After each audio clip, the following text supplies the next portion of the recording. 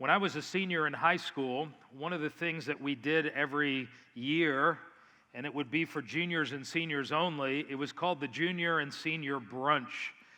And the school would rent out a country club, and they would provide food for juniors and seniors. And one of the things that the juniors would do is they would get up and they would basically predict in sort of a prophetic way. It obviously wasn't of God, but in fun, they would prophetically say, here is the destiny of each of the seniors.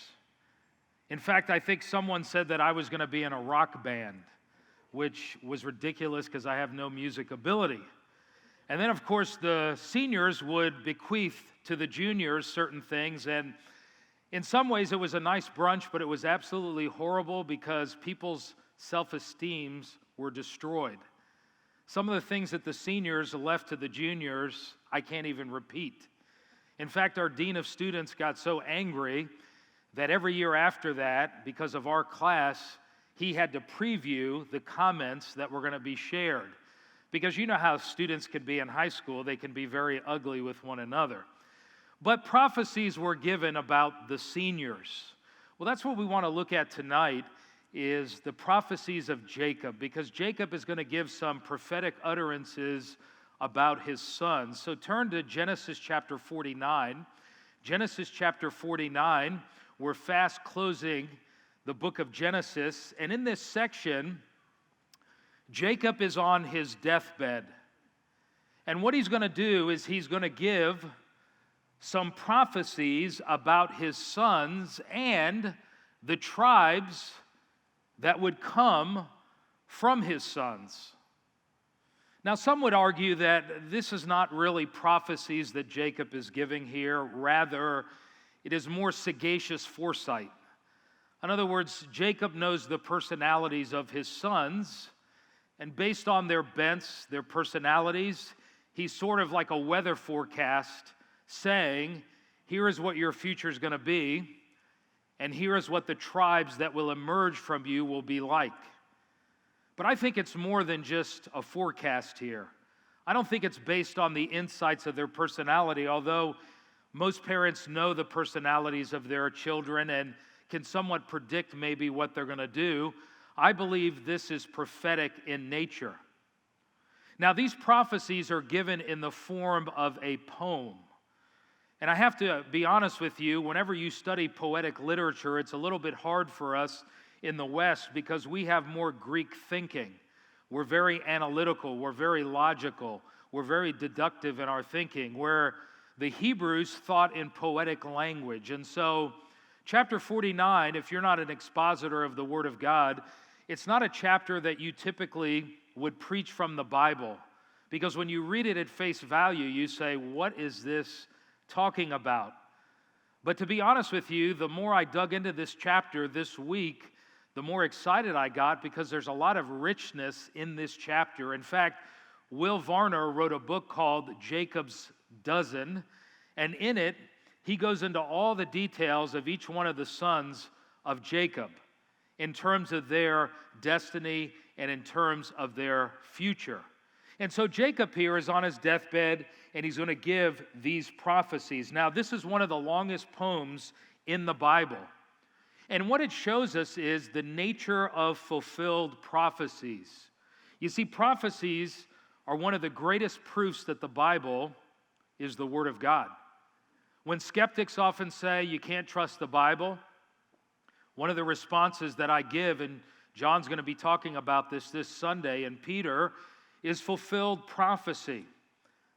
The Bible talks about people, places, and things, and shows how they have been fulfilled prophetically. In fact, one person said the following, you'll notice the quote here concerning prophecy: more than a fourth of the Bible is predictive prophecy. Approximately 1/3 of it has yet to be fulfilled. Both the Old and New Testaments are full of promises about the return of Jesus Christ. Over 1,800 references appear in the Old Testament, and 17 Old Testament books give prominence to this theme. Of the 260 chapters in the New Testament, there are more than 300 references to the Lord's return, 1 out of every 30 verses. 23 of the 27 books refer to this great event. For every prophecy on the first coming of Christ, there are 8 on Christ's second coming, end quote. So we see the Bible is filled with prophecy. Some of the prophecies have been fulfilled, which demonstrates the Bible is the Word of God, and there's still a large section of prophecies that have not been fulfilled. How do we know they're going to be fulfilled? Well, if God fulfilled many of the prophecies related to Christ in His first coming, He will fulfill them in His second coming. And furthermore, the Bible talks about places and things that have happened in the Bible. You could read the book of Ezekiel and look at Tyre and Sidon. Some of the prophecies made about Tyre and Sidon have been fulfilled to the T during the reign of Alexander the Great. So let's pick up now in Genesis 49. As I said, he's on his deathbed. He's going to give prophecies about his sons. They're all there in Goshen in Egypt, and it says in verse 1, that Jacob summoned his sons. Now, as you know, he had 12 sons over a 23-year period, and he gathered them together and said, assemble yourselves that I may tell you what will befall you in the days to come. That's why I think this is prophecy. It's not sagacious foresight on his part, but rather he says, I'm going to tell you what is going to befall you in the days to come. Now, these prophecies that he gives about his sons happen primarily during the period of the Judges, which is 600 or 700 years after Jacob's death. So most of these prophecies happened during the period of the Judges. You could read about it in the book of Judges when the land was allotted to each one of the individual sons. So it's about 600-700 years. So he gathers them together, and he says in verse 2, gather together and hear, O sons of Jacob, and listen to Israel, your father. Now, in Hebrew culture, this was very important because when a father would gather his sons together and he would give them prophetic words or speak, as it were, a last will and testament, in Hebrew culture, this was very significant. We don't see it in our culture as much, but I do think it underscores this idea that words have impact, especially when it comes from a father. And we have to understand that the book of Proverbs says that life and death is in the power of the tongue. How many of us wish that we could take back words that we have spoken to other people that maybe were critical, were negative, things that we said to our spouse, our children, that we all regret? Or maybe in a heated moment, we've said something to a friend or someone in the church and we regret our words. On the other hand, words are very powerful because if spoken in a positive way, they can cut a rut and they can set a direction in the life of your child or in the life of your spouse. And so these words are very important that Jacob's going to give to his sons. Now, the first son he's going to address here is Reuben. And if you'll notice the map up on the screen here, you'll see with Reuben, and I'm going to show you the territories that they inherited during the book of Judges. This will give you a visual. Here's Reuben. Here is the Jordan River. This would be east side. This would be west side. You could see where Reuben's tribe settled in this area. And so here's what he says to Reuben in verse 3. Reuben, you will be a famous sandwich, served in many... No, that's not what it says. That's a prophecy, isn't it? How many like Reubens? Raise your hand. Yeah, they're good, aren't they? Minus that gross sauce that they put on it, that Russian sauce. Ugh. Reuben, you are my firstborn. Now, as the firstborn, he had the rights of inheritance. He says, my might and the beginning of my strength. Well, what does it mean to be the firstborn? Well, here he says it, preeminent in dignity, preeminent in power. If you were the firstborn, you received a double portion of the inheritance, and you were considered the spiritual and social leader of the family. And so Reuben had an unparalleled position within the family. He was the firstborn, but here was the problem with Reuben. Verse 4, uncontrolled as water, In other words, he was like water that could not be restrained. If water is restrained, it's very powerful, but if water is let loose, like in a dam, broken, water can be very destructive. And he says, you're like uncontrolled as water, verse 4, you shall not have preeminence. Even though you're the firstborn, and even though you should get a double portion of the inheritance, and even though you should be the leader of your family, you're not going to be preeminent. You're going to lose your firstborn rights. Why? Here it is. Because you went up to your father's bed. Now remember, this is about 30 years later, and his brothers probably didn't know about this. Maybe they did, maybe they didn't.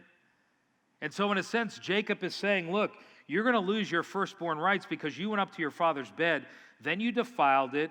He went up to my couch. Now, what is it talking about here? Well, Reuben ended up sleeping with Jacob's maidservant, Bilhah. In fact, you'll notice up on the screen here, you'll see that Jacob had 4 wives, 2 wives and 2 maidservants, and this was one of his maidservants here. And Reuben, being the firstborn, he ended up being attracted to Bilhah, and obviously she didn't refuse his advances. We don't know the details of this, but he ended up having sexual intercourse with her, and he says, as a result of this, you're going to lose your firstborn rights. Doesn't this show us that sometimes the mistakes that we make years prior can be forgiven, but they still have consequences in our life? And because of this, Reuben lost his firstborn rights, and you know who they were given to? They were given to Joseph's sons. In fact, look at 1 Chronicles chapter 5, verse 1 on the screen. It says this, the sons of Reuben, the firstborn of Israel, he was the firstborn, but when he defiled his father's marriage bed, his rights as firstborn were given to the sons, here it is, of Joseph, son of Israel, so he cannot be listed in the genealogical record in accordance with his birthright. Now you'll notice the diagram up here. You will see instead of Reuben here getting the firstborn rights, they were given to Joseph's 2 sons, Ephraim and Manasseh. And so Reuben ended up forfeiting this blessing because he couldn't control his sexual appetite. And in that day, to sleep with your father's maidservant was obviously very offensive. Now, what do we know about the history of Reuben? We don't have time to go into this, but we do know that Dathan and Abiram, do you remember those 2 guys in Numbers chapter 16? Do you remember when Korah formed a rebellion against Moses? Dathan and Abiram were Reubenites. They had come from the tribe of Reuben, and they joined in Korah's rebellion. And remember, God opened the ground and swallowed them. We know from Reuben there has been no prophet, no military leader, or no important person that came from Reuben. In fact, in Judges chapter 5, do you remember when Deborah and Barak were taking on an enemy of the Canaanites called Sisera? And Deborah, who was a Jew, she was looking for the tribes to help her in the battle, and a number of the tribes helped her fight against Sisera, one of the kings of the Canaanites. But guess who stayed back and didn't help fight? The Reubenites. And it's criticized in Judges chapter 5. And so, what do we learn from this prophetic word about Reuben? We learn that we need to control our sexual appetites. How many kings, how many empires, how many ministries, how many marriages have been lost due to a lack of sexual control? Now listen, you and I know that sex is a gift from God. It's not dirty. It is a blessing. But sex is like fire. If you harness fire, it can cook your food. It can produce warmth. And that's exactly what sex is like. If it's harnessed correctly, it is a wonderful gift and it provides benefits. On the other hand, if you let fire loose, fire is destructive. And that's exactly what happens when it comes to sex outside of marriage, premarital sex. And listen, we live, as you know, in a sex-saturated culture. In fact, if there's an area that people don't want to be attacked in, it is the area of their sexual ethics. If you ask a lot of atheists, if you ask a lot of Darwinian evolutionists, Why? They don't believe in God. They will tell you in the end, they don't want God interfering with their sexual mores. And so as Christians, we have to learn to control this appetite. How many people today in the church are addicted to porn? In fact, here's what I read today. People who are addicted to cyber porn spend at least 11 to 12 hours viewing porn online every week, though this amount can be much higher, end quote. Are you dabbling with porn? You say, well, how do I control this area of my life? Because I have a strong sexual appetite. Nothing wrong with that if God's blessed you with that. Well, number one, watch what you look at. Whether you're single or married, you got to watch what you put in your ear gate and your eye gate. Number two, if you're married, stay sexually hydrated in your marriage. Ladies, do not deprive your husbands. Husbands usually have a stronger desire in this area, not always. But if you always got a headache and you're always blowing your husband off, you are inviting temptation. And the reverse could be said as well. You say, well, I'm not interested in that anymore. Well, have you asked your spouse if they're interested in it? If both of you are not interested in it, then who cares? God doesn't say you have to in marriage, as long as both of you are content. And number three, watch your relationships. You got to set up boundaries, because even if you're married, it doesn't mean you're not attracted to other people. You have to put up boundaries in your relationships. If you're single, you've got to put up boundaries. I remember when I was in college, when you're in college, your hormones are raging, especially as a male. And I remember I was at the gym one time and I met this girl. This was before I met Laura. And we started to talk, and I had recommitted my life to Christ, and we went back to the college because there was a track there and we were going to run. And so we got in a conversation, and she was interested in me, and I told her flat out, I said, I can't date you because you're not a Christian. Because I knew if I went out with her, I was going to be in trouble sexually. I knew I had to set boundaries, and that's what you have to do even as a married person. Well, he moves on from Reuben to Simeon and Levi. Notice verses 5 through 7 here. He says, Simeon and Levi are brothers. Now, they were from the same mother, and here was their problem. Their swords are implements of violence. They were very violent. Let my soul not enter into their counsel. Let not my glory be united with their assembly. In other words, don't imitate their ways. If you hang around them, you're going to become violent like them. Because in their anger, here was their problem. They slew men, and in their self-will, they lamed oxen. Cursed be their anger, Jacob says, for it is fierce, and their wrath, for it is cruel. I will disperse them in Jacob and scatter them in Israel. That was their punishment. Now, what is going on here? Well, if you remember, Levi and Simeon killed a group of people called the Shechemites. You can read about this in Genesis 34. Do you remember that Shechem was in love with their sister Dinah? And he ended up raping her. Some people think it was consensual sex, but the text seems to indicate that Shechem raped their sister Dinah. And so what did these two brothers do? Well, they came up with a ruse, and they basically said, let's make a treaty with the Shechemites. And they said, here are the conditions of the treaty. If you want to make a treaty with us Israelites, you Shechemites all have to be circumcised, because that was part of the Abrahamic covenant. And so they agreed to it, and all the men got circumcised. Well, without going into detail, you know how that would render a man ineffective for probably a number of weeks. And while they were healing from being circumcised, these two brothers, Simeon and Levi, came in, and what did they do? They killed them all with the sword, and they hamstrung their animals. In fact, you'll notice the family diagram here. You will see Simeon and Levi. Notice their mother was Leah, and Dinah, their sister, came from Leah as well. And so these guys didn't have as much of an interest as these two guys, because this was their blood sister. And so they were angry. They went after them.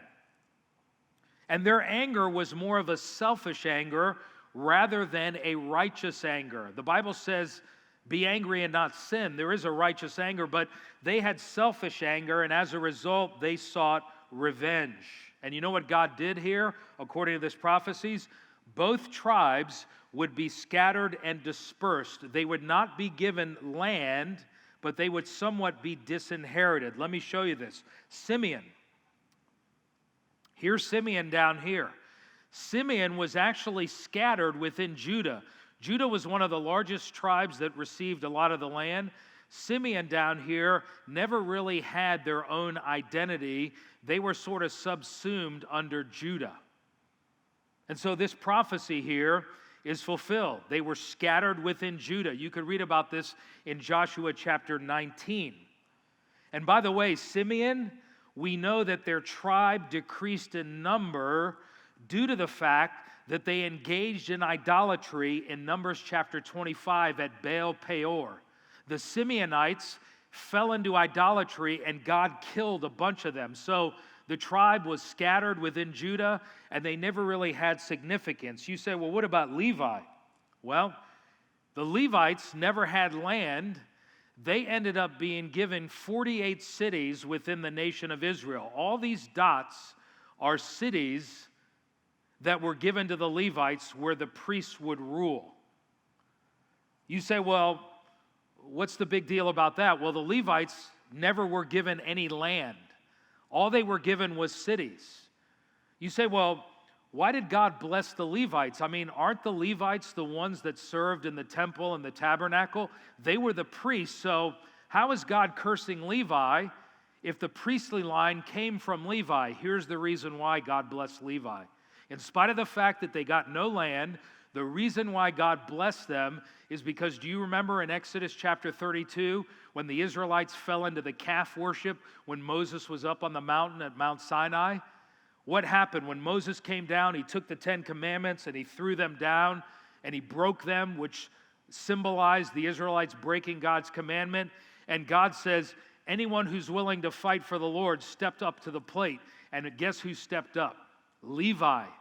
And the Levites killed a bunch of those people that engaged in the idolatry. And because of their zeal for God, you know what God did? He set them apart and he made them the priestly tribe. And so in some senses, the Levites were blessed, but they never got land. Now, what do we learn from Simeon and Levi here? We learn about controlling our anger. Reuben was controlling our sexual appetites. These two men teach us that we need to control our anger. There is righteous anger and there is selfish anger, and we've all gotten angry before. Some of us tend to anger more than others, maybe because we're Italian, or maybe because we're Middle Eastern. I grew up listen, you're either going to bend more towards fear or more towards anger. Some people bend more towards anger. And we have to learn to control our anger, because you know where it comes out? Like Simeon and Levi, they cut people with their swords. You know what? We cut people with the sword of our tongue. We're all guilty of that. Have you ever dealt with customer service? Have you ever dealt with somebody overseas and you get very impatient with them and you lose your sanctification on the phone and you say things that you shouldn't say? We've all been guilty of that before, have we not? Or we say something with uncontrolled anger in our marriage or to our children. Listen to what the proverb says about anger. Proverbs 16:32 says, "He who is slow to anger is better than the mighty, and he who rules his spirit is better than the one who takes a city." Proverbs 15:1, we all know, "A soft answer turns away wrath, but a harsh word stirs up anger." If somebody comes at you with a harsh word and you respond kindly, it diffuses the situation. Proverbs 15:18, "A wrathful man stirs up discord, but one slow to anger calms strife." How about Ephesians 4? "Be angry and yet do not sin. Do not let the sun go down on your anger, and do not give the devil a what? A foothold, an opportunity." The Greek word is topos. It means a plot of ground. When you become angry, you provide a beachhead for the devil to launch his attacks, because anger leads to all kinds of sin. James 1, "This you know, my beloved brethren, everyone must be quick to hear, slow to speak," here it is, "and slow to anger." Why? "For the anger of man does not achieve the righteousness of God." You struggle with anger? I think we all do at times, and we have to learn to control our anger. Well, he moves to the next son in verses 8 and 9. This would be Judah. Now, normally I read from the NASB. In this particular son, I'm going to read from the NIV because the NIV, I think, lays it out a little bit more simpler so that you can understand. Let me show you Judah on the map. If you'll go to the map there, you'll see Judah is right here. They were given one of the largest territories. And notice what he says in verse 8. He says, Judah, your brothers will praise you. Now, Judah and Joseph were given the greatest blessings in this prophecy of Jacob. Now, the word Judah is an interesting word. It means praise. And Judah here is going to be praised for a number of things. Number one, Judah is going to be praised in this prophecy because he was a leader who conquered her enemies. In other words, kings and leaders came out of Judah and they conquered her enemies. Notice, if you will, verse 8. Judah, your brothers will praise you. Your hand will be on the neck of your enemies. You see their victory there? Your father's sons will bow down to you. In other words, his brothers would end up praising him. You are a lion's cub, verse 9. Judah, you return from the prey. In other words, just like a lion, Judah would pounce its prey. Like a lion, he crouches and lies down like a lioness who dares to rouse him. In other words, Judah here is seen like a lion who pounces its prey, and once it devours its prey, what does it do? Like a lion, it sits back and it relaxes. And if anyone irritates the lion will be roused. And he says that's what Judah is here. His brothers would praise him. Why? Because Judah would conquer his enemies. In fact, we know Judah is praised historically. Listen to what Will Varner says about this. This is a great insight into Judah. Quote, whenever a son of Jacob is asked, who are you?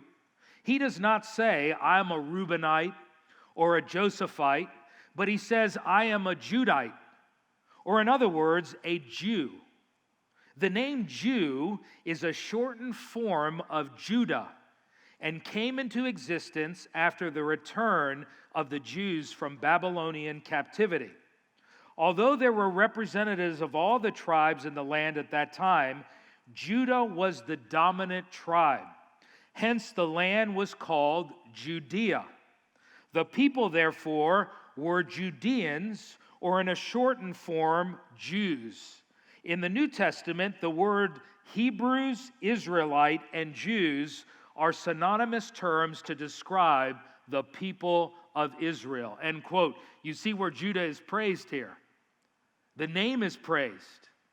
But there's another reason why Judah is praised among his brothers, not only because he conquered enemies, and by the way, we know this looking at the book of Judges and historically, but another reason why Judah is praised is because kings and rulers would come from Judah.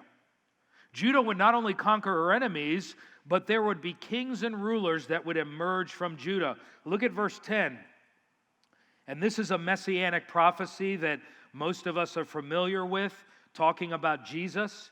It says the scepter, which is a symbol of rulership, will not depart from Judah, nor the ruler's staff from between his feet. In other words, kings would come from Judah until, notice until the time, he to whom it belongs shall come. Now, some of you have a translation, your NASB says this, till Shiloh comes. Till Shiloh comes. In other words, kings would come from Judah until the ultimate king, Jesus, would come, who is called Shiloh. Now, we know that many kings came from Judah. Who was one of the greatest kings of Judah? Well, we know it to be King David. In fact, one person said this about Judah and the succession of kings that came from her, quote, the succession of 20 kings in the northern kingdom, beginning with Jeroboam in 930 BC and ending with Hoshea in 721 BC, were illegitimate and rejected by God. All the kings in the northern kingdom, they were illegitimate. Even though some of Judah's kings were wicked, they were still in the royal line of succession. This prophecy does not mean that a king will always be reigning in Judah. However, the right to kingship will always be in this tribe and no other, end quote.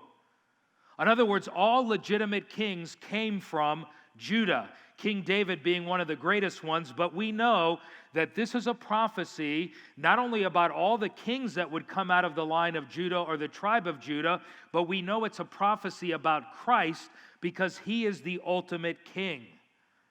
In fact, if you read this verse again, there are two symbols and one title used to describe Jesus. The first symbol is the scepter. We know that's a symbol of rulership. Jesus is the king that rules with his scepter. Secondly, he mentions the word lion. Jesus is the lion of the tribe of what? Judah. You could read about this in Revelation chapter 5. And then also, he is Shiloh, which is the title. Shiloh is the one to come, the one who belongs. In other words, Jesus is Shiloh. He is the one that fulfills this prophecy. In fact, if you were to look at a messianic lineage here, here's what we've learned in Genesis so far. If you look at this diagram up on the screen, next slide, you'll notice Genesis 3:15 says of Jesus, he is the seed of the woman. This speaks of his humanity here. He's going to come from the human race, the seed of the woman. Then as you go to Genesis 9, it says that Jesus will come from the family of Shem. Remember, Noah had 3 sons, Ham, Japheth, and Shem. Jesus would come from the tents of Shem. Then he would also come from the line of Abraham. Abraham came from Shem. Then it would be narrowed down to Isaac, then Jacob, and then it says here in 49, he's going to come from the tribe of Judah, and within that tribe, he will be from the family of David, because David was from the tribe of Judah. So these were the credentials that the Jews were looking for. If you qualified to be the Messiah, you had to fulfill these credentials. And if you did not fulfill these credentials, you were not considered to be the Messiah. You say, yeah, but what if another Messiah comes today who claims to be? Here's the problem. In 70 AD, all the genealogical records were destroyed when Rome ransacked the city of Jerusalem. You know, most Jews don't know what tribe they come from. It's only based on tradition. They don't have the records. And so these were the records. Now, notice what will happen when Messiah comes in verses 10 through 12 of Genesis 49. Notice when the Shiloh to come ends up arriving. Notice what he's going to do. And this is a wonderful passage in verse 10. And the obedience of the nations shall be his. Well, you and I know now that the nations don't follow Jesus. In fact, there are nations now that outright reject Jesus as the Son of God and the Messiah. But not in that day. In verse 10, he's talking about the millennial kingdom. When all nations, Isaiah chapter 2, Micah chapter 2 says, the nations are going to stream to worship the Messiah. He will tether, verse 11, his donkey to a vine, his colt to the choicest branch. In other words, during the millennial kingdom, and again, this is picturesque language, he's saying the grapevines are going to be so abundant, they will be used as hitching posts in that day. See, whenever the Jew talked about a grapevine, that was a symbol of prosperity. And he's saying the grapevines are going to be so numerous, there's going to be so much prosperity during the millennial kingdom that people are going to be able to tether their donkeys to the vine branch. And he will wash his garments in wine. Why? Because there'll be so much wine, he'll be able to wash his garments. Why wine? Wine was a symbol of blessing and prosperity. His robes will be washed in the blood of grapes. Wine will be so abundant. Verse 12, his eyes will be darker than wine, his teeth whiter than milk. And here's the point of this symbolism. During the kingdom age, the vineyards and the wine and the milk will be so abundant, it's all signs of prosperity. So in other words, we're heading towards a time when Jesus is going to set up his millennial kingdom, Revelation chapter 20, and during that kingdom, he's going to reverse the curse on this earth. If you die at 100 years old, according to the book of Isaiah, you will die as an infant. He's going to reverse the curse on this earth. Romans 8 says that creation is groaning in the pains of childbirth. Why? Because this earth is cursed. And Jesus is going to reverse that during the millennial kingdom. People will live for long periods of time. You and I will be co-regents with Christ. We will rule with him during the millennial kingdom. Isn't that going to be great? And listen carefully. Your rulership during the kingdom will be commensurate with your faithfulness now. Does it matter whether or not you're faithful to Jesus now? Is it okay to be a carnal Christian? I've had Christians say to me, just as long as I get in, that's all I care about. Listen, you are squandering your inheritance. Your inheritance in the kingdom and in eternity will be based on your faithfulness now. Do not squander your spiritual 401k. Some Christians are so concerned about their physical 401k, that's all they live for, but they are squandering their spiritual 401k in the kingdom. Now, what do we learn about Judah here? We learn about God's grace. You say, why? Because listen, Judah wasn't the best of characters. Do you remember when they sold Joseph into slavery? What was Judah the one? What did he say? He said, listen, why are we going to leave him here? Why not sell him to the Ishmaelites for profit? He was motivated by greed. And if you read Genesis 38, you know what Judah did? Do you remember he ended up sleeping with his daughter-in-law? She posed as a prostitute, and he had sex with her. And so we see that the Messiah would come from this tribe and God's grace. Isn't that great to know that even when we blow it, God can still use us? I don't care how much you've messed up in your life. I'm not saying there aren't consequences. We learn from Reuben there are. But listen, God's grace is greater than my sin. And we also realize from Judah here that we are awaiting a better tomorrow. I don't know about you, but as I look at the landscape of America, things are getting darker and darker. Have you noticed that? Anger is at an all-time high. Lust. I mean, we are getting to the point in this country where we are becoming diabolical. Romans 1 says, God gives us over to a depraved mind that does things, listen, that ought not to be done. That's what he says in Romans chapter 1. You know when you've gotten to the point of depravity in a culture, when things that should be considered reprehensible, those things we now glory in our society. I mean, you saw the recent things with Netflix and how we're sexualizing kids, and now there's a push for pedophilia. And I'm not saying pedophilia can't be forgiven. God forgives all sin. But listen, we're getting to the point where sin is reaching a fever pitch in our country, and you know what? We all are looking for a better tomorrow. And that's what this prophecy gives us out of Judah. Judah is the one who tells us the Messiah is going to come, and he's going to right all the injustices, and he's also going to bring a better tomorrow. Well, there's one more tonight. We're not going to finish this chapter, obviously. We'll finish it up next week, and that is Zebulun. Zebulun. Verse 13. Let me show you the map here. You'll see where Zebulun is. Zebulun is right here in this purple. It's right in between the Sea of Galilee, which is right here, and also the Mediterranean Sea. That's Zebulun right there. Look what he says, verse 13. Zebulun will dwell at the seashore, and he shall be a haven for ships, and his flank shall be towards Sidon. Now, what this is saying is that this tribe would engage in maritime commerce and enjoy the benefits of the ocean. Go back to the map. You'll notice here, Zebulun is between the Sea of Galilee and also the Mediterranean. So it would enjoy the benefits of the water and all of the riches that come out of the water. Listen to what Deuteronomy 33:19 says about Zebulun.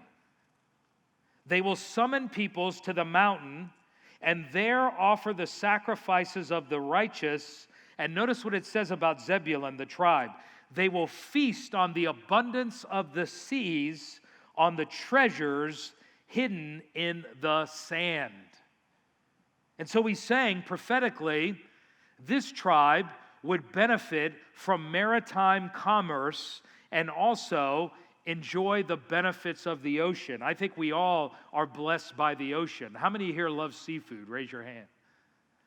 How many here can't stand seafood? Yeah, you got a few of you that can't stand it, right? Well, listen, we all know the treasures that have come out of the sea. In fact, I like those programs where you have these treasure hunters that go out into the ocean and they find all kinds of treasures beneath the ocean. I've often thought to myself, imagine if God, like a bathtub filled with water, and you pull up the drain and the water begins to go down. Imagine if God drained all the oceans of the earth and you were able to explore on the bottom. What would you find? You could spend years looking on the bottom of the ocean. What would you find? How much treasure would you find? I mean, just what's fascinating to me is, you ever seen documentaries on the Titanic? When they go down and the Titanic, you know, the Titanic is imploding right now. There is this organism, does anybody know what it's called? It's called rusticles. It is a live organism and it eats the steel. And it's literally eating the steel of the Titanic and it's destroying it. There are so many treasures in the bottom of the ocean, and the ocean, by God's grace, has produced so much food. Now, what do we know about Zebulun? Zebulun supplied David with the most fighting men, according to 1 Chronicles chapter 12. Now, here is what some people think. If you go back to the map here on Zebulun, some people think that Zebulun actually merged with Issachar, and they became one. We don't know that for sure, but it says, if you read the verse here, go back to what it says in verse 13, Zebulun will dwell at the seashore, and he shall be a haven for ships. And notice what it says at the end of verse 13, and his flank shall be towards Sidon. Now here's Sidon here. Here's Zebulun. Sidon is all the way up here at the top. And so what scholars believe is that Zebulun actually bled up into this area. This is the tribe of Asher. Asher never really dislodged a lot of the Canaanites, and so the Zebulunites had to go up here, and this is where they also infiltrated this area up there.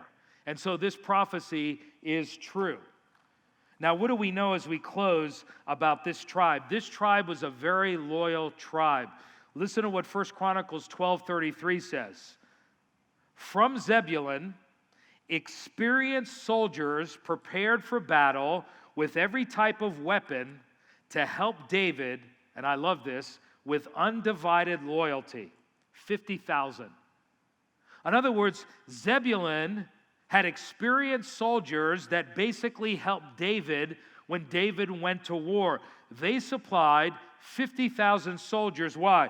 Because they were loyal. In fact, one person said this about Zebulun, quote, singleness of heart and mind enabled Zebulun to be stable and successful. They kept rank and did not flee the battle because their attitude was the same as that of the Apostle Paul, but this one thing I do. And this person said this, a divided heart and mind produce instability, end quote. You know what the tribe of Zebulun teaches us? It teaches us about focus. It teaches us about stability. It teaches us that our number one priority is to love the Lord our God with all our heart, soul, mind, and strength. Paul said in Philippians 3, this one thing I do. In other words, if you want spiritual stability in your life, you need to make Jesus the center and circumference of your life. A lot of Christians are double-minded, James 1 says. Why? Because they got one foot in the world and one foot in Christianity, and they are divided in their affections.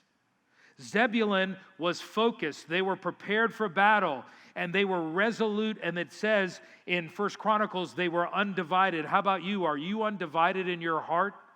I know the world, the flesh, and the devil constantly pull at us to keep us from having an undivided heart from the Lord Jesus Christ. And listen, if you're not in the Word, you're not in prayer, you're not in fellowship, you know what's going to happen? The world will divide and conquer your heart.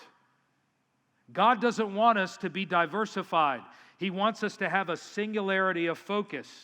And if you're unstable in your walk with God, I bet it is because you're not walking with God and you are not singularly pursuing Him like the Bible says you should. Now, are you going to do it perfectly? Absolutely not. So that's Zebulun.